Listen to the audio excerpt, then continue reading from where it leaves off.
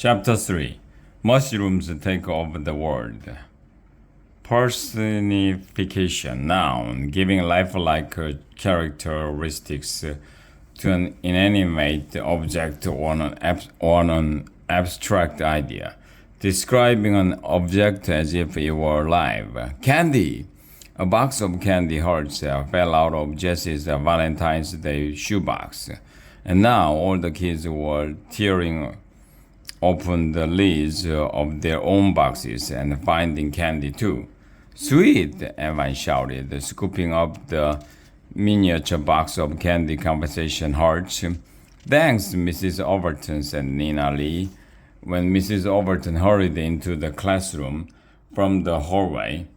She'd been at the photocopier making copies of the poem of the day. Thanks for what? Asked Mrs. Overton. The candy, shouted Jack, holding his box high and rattling it as if it were a maraca. Where did this candy come from? Asked Mrs. Overton, looking surprised. Who cares? Said Scott, popping 3 candy hearts into his mouth and crushing loudly. I care, said Mrs. Overton, her voice rising with alarm. Hey, look what my hearts say, said Tessa. She held one up. Great voice. That's so weird, said Cindy. Tessa had the best singing voice in the whole school. Every year she sang in the talent show, and it was like watching an episode of American Idol. Look at this, said Christopher. He held up his candy heart. Mine says masterpiece. Christopher was always drawing, and when he grew up, he planned to be an artist. What does yours say? Asked Jessie, turning to Sally Knight. It says best lunch. No one could argue with that. Sally's mom owned a restaurant, and she always packed the best food in Sally's lunchbox. Who brought these candies to school? Asked Mrs. Overton. No one had a clue. Well, don't eat them, she said, but almost everyone had already popped the sugary hearts into their mouth. Should we spit them out? Asked David, sticking out his tongue with the melting candy on the tip of it. No spitting, said Mrs. O. She went to the class phone and made a quick call, then returned to the front of the class. Let's refocus and get started on our morning work, she said. We've got a lot to do today. But it was a good 5 minutes before everyone stopped comparing the messages written on their candy hearts. Beautiful hair. You make me laugh. Math genius. All of them seemed to say something about the person. All of them, except for Evans. He's just said, for you. Well, he didn't care what the candy said as long as it was candy. He popped the 3 hearts in his mouth and shoved the box in his back pocket.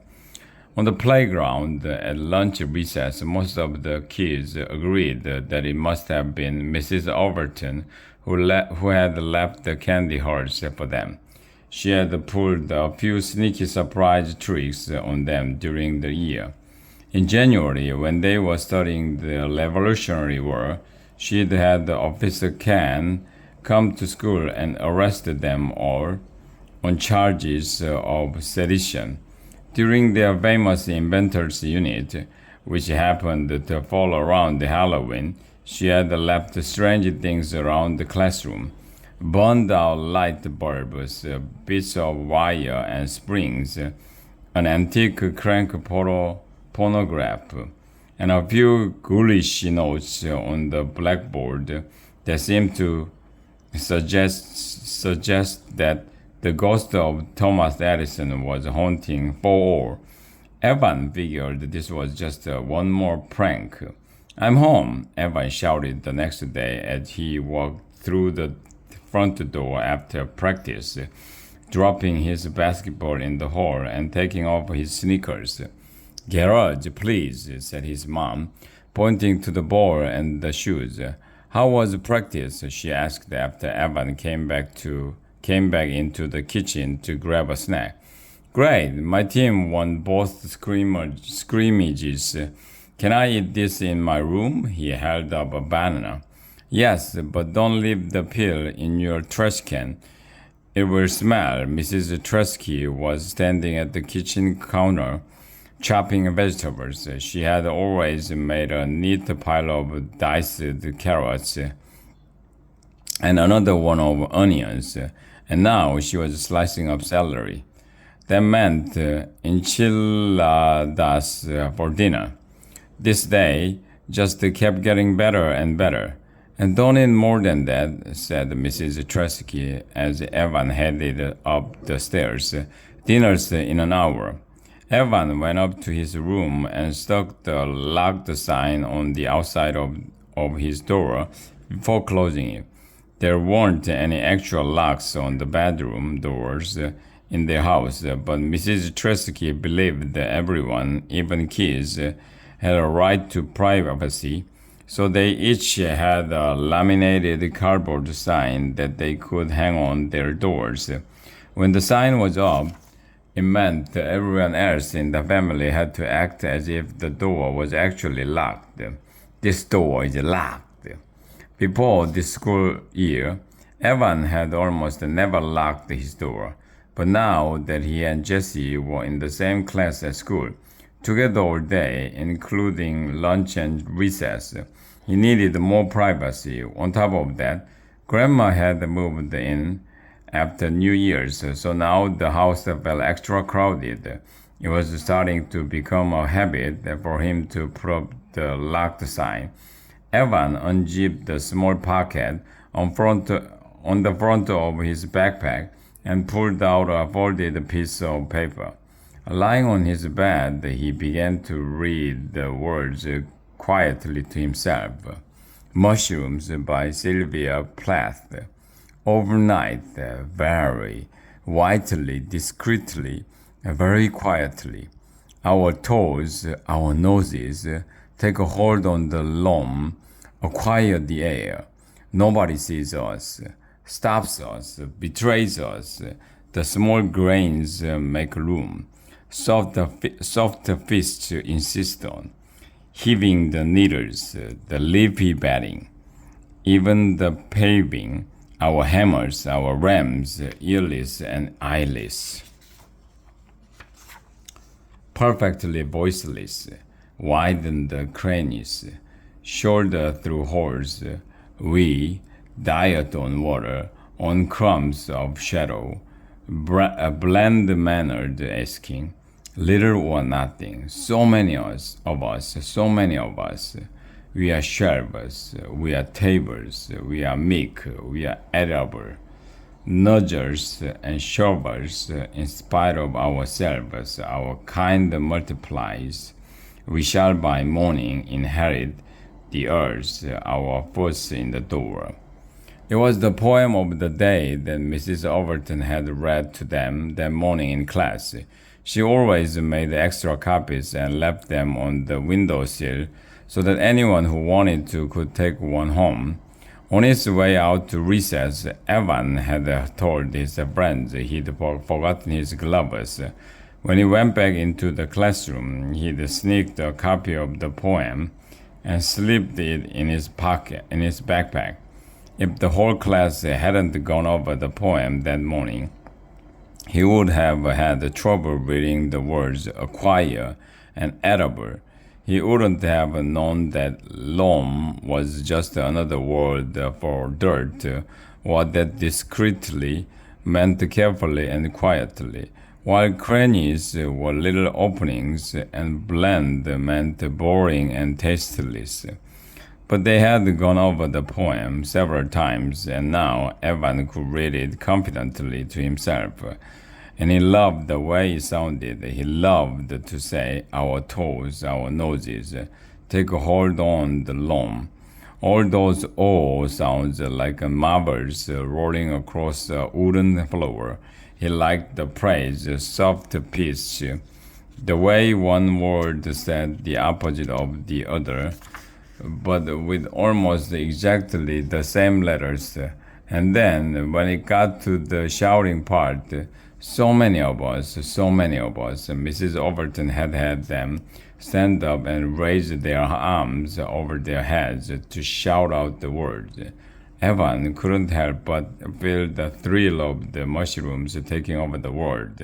It was like Planet of the Apes, but better sounding, like music. Knock knock. Evan kept his eyes on the poem. Go away. Why? Asked Jessie through the closed door. Why can't I come in? Because I'm busy. Doing what? Geez, Jessie, if I wanted to have a conversation, I'd leave my door open. Locked means locked. Yeah, but I need help. I will help you later, okay? Oh, fine. You stink, she said. Evan could hear her working away. Evan got up from the bed and walked over to his desk. It was piled high with the Lego contraptions and loose changes and dirty socks and a scuffed up baseball and all the Mad magazines and Kleenex. Evan never worked at his desk. Whenever he had homework to do, he did it at the kitchen table with his mom in the room. That way, she could help him when he couldn't figure something out or give him a pep talk when he felt like tearing his paper to pieces. Quickly, he moved everything onto the floor so that the desk became a wide open space, like a smooth stretch of beach. He sat down and spread his hands across the top.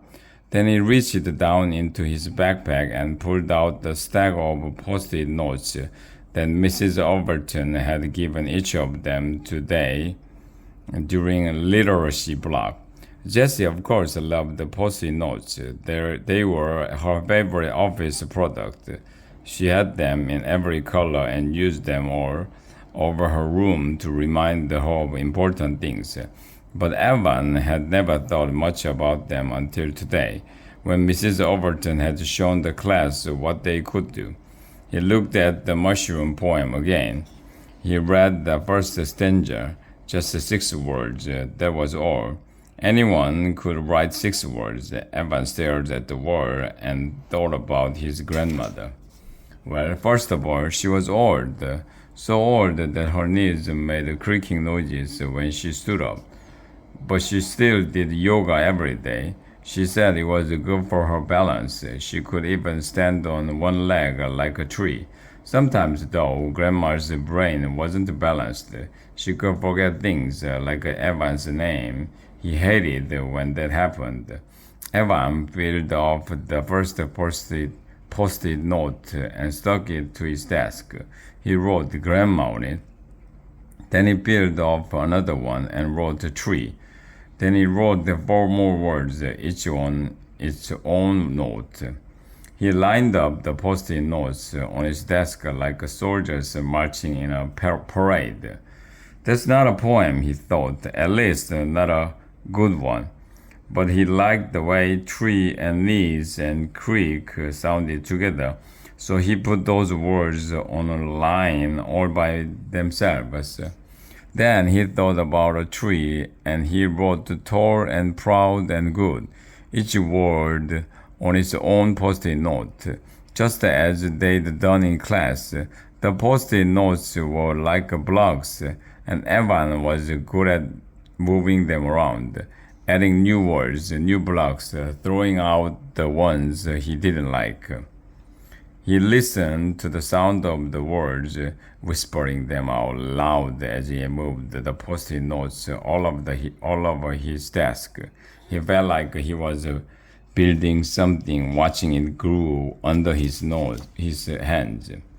After half an hour, he started at the post-it notes on his desk, then decided to add some parentheses, just like E. E. Cummings. Evan read the words out loud and thought, that's a poem. But was it a love poem? There was the assignment that was due on Friday. Love poems for pets or people or frogs or sunshine or anything else in the world that could be loved. Mrs. Overton had read a love poem to them by Langston Hughes, the poet she had named her cat after. It was a poem about rain, and the last line was, "And I love the rain." Evan wasn't so sure if his poem about his grandmother counted. Didn't a love poem have to say the word love somewhere in it? Then he thought about E. E. Cummings and how all his poems shouted out. There are no rules, and Evan decided that he liked his poem just the way it was. And if you couldn't tell that he loved his grandma, there was something wrong with you. Suddenly, he heard the voices in the hallway, Jesse's and someone else's, and then laughter. Evan froze. He knew that laugh. He was in love with that laugh.